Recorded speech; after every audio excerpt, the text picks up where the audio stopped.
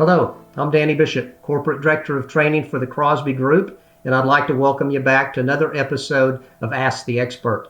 Today's question comes to us from Carl at Nipsco. Carl's question is, if you're lifting a non-symmetrical load with center of gravity not in the middle, and you're lifting that load with multiple sling legs, can you base the slings and the rigging hardware on the calculated tension of the sling closest to the center of gravity?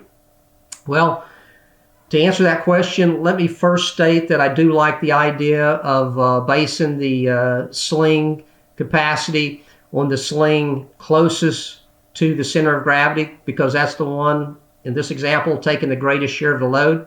However, I can't say that that is the correct path to take in all material handling activities around the world, because we do run into some exceptions. I've got a simulated load here. Let me maneuver it in so you can see it better.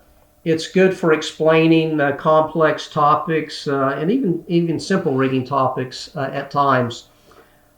Let's take a look at this and notice that we have shorter slings over here. These slings are the slings closest to the center of gravity. Actually, I have weight added where my hand is. I'm inside the load. These slings are longer, and they're seeing the lighter side or filling the lighter side of the load. With eye bolts being our connection points, we have to realize a few things. First off, when we're using shouldered eye bolts, such as here, eye bolts lose the majority of their strength in the first 45 degrees of angular loading. And if you take a look, the angle of loading is pretty minimal on these eye bolts closest to the center of gravity.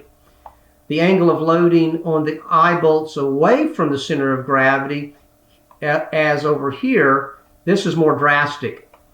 So if we don't do a careful analysis before the load comes off the ground, you may accidentally undersize the eye bolts that you need based on the angle, even though the eye bolts might be these farther away from the center of gravity. In fact, we may even need to possibly use swivel hoist rings instead of eye bolts at some of these connection points. In closing, let me just state that that's just one example. We do run into other exceptions, such as sometimes the pick points are not on the same plane. Sometimes we have pick points not on the same level. So let's just make sure that a qualified person analyzes all the slings, all the rigging hardware, all the connection points, especially when we have non-symmetrical loads with center of gravity not in the middle. Good question, Carl, and we hope to see each of you back on another episode of Ask the Expert.